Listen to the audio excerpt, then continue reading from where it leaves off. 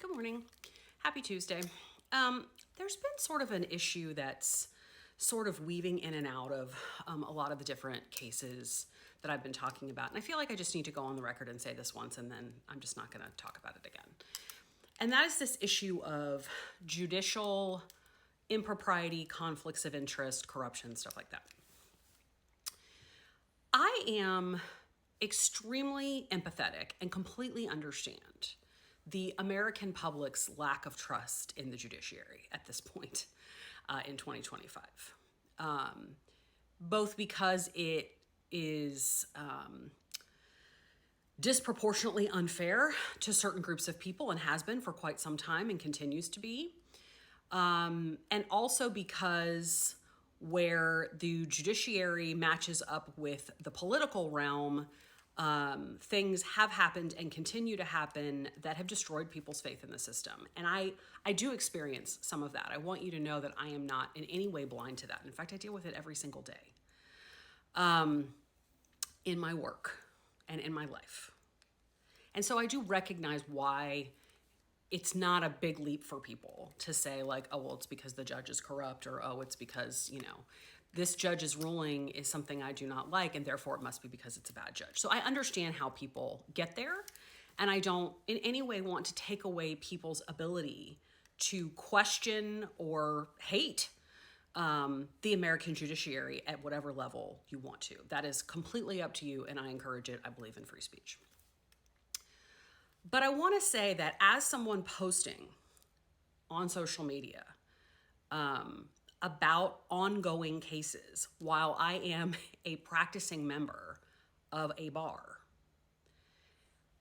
it would not be appropriate for me to get on here and accuse a sitting judge of corruption or conflict or bias or being in someone's pocket without absolute, positive, undeniable proof. And I'm just not going to do that. And I don't want to speak for other social media lawyers, but I think all of us feel that way.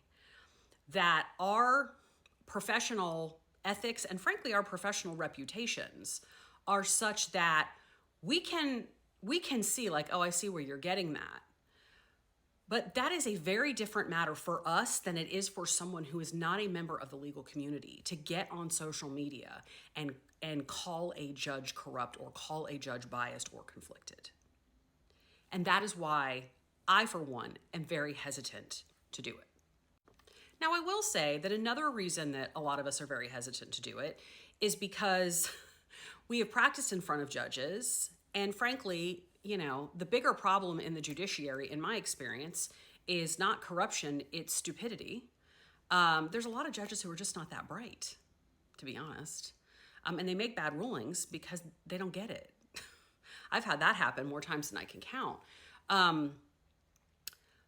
But I want to sort of say, I understand and I empathize with where you're coming from, but every time a ruling comes up that someone doesn't like in some case, people go straight to the judge must be corrupt. And again, I understand that because of where politics and society are in America.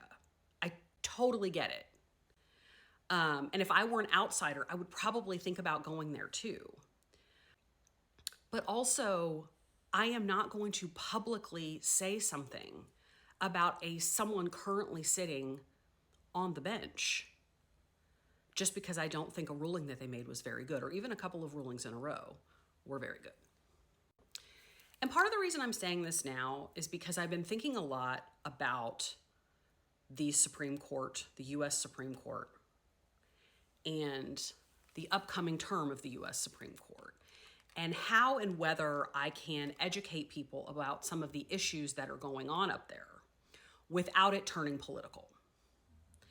And I will tell you honestly that the Supreme Court is incredibly political. Anyone who tells you that it's not is lying to you. And it's impossible to completely separate the two. It is a branch of the government, right? And those 9 people have an absolute ton of power over the 350 million people who live in this country. So, you can't completely separate the two. But I want to be able to identify the issues and tell you where I think they got it wrong,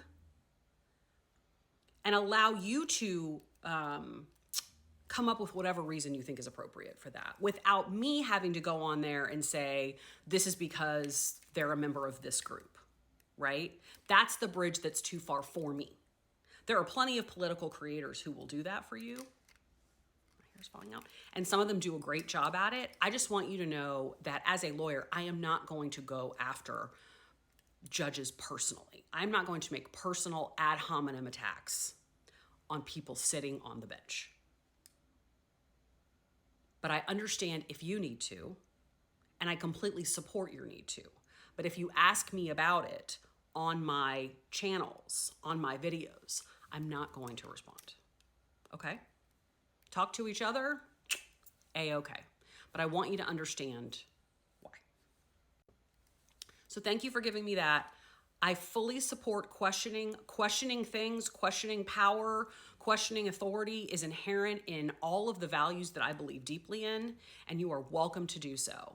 But I just want you to understand that if you think that I give good commentary and you think that I have professional ethics or values that allow me to maybe see things more objectively, that is part of it, is not taking that leap to go after people personally. In fact, I try not to even make comments about the way that people look, even though I certainly could sometimes in some of these cases. So thank you for listening to me on that. Thank you for respecting my boundary, and on we go.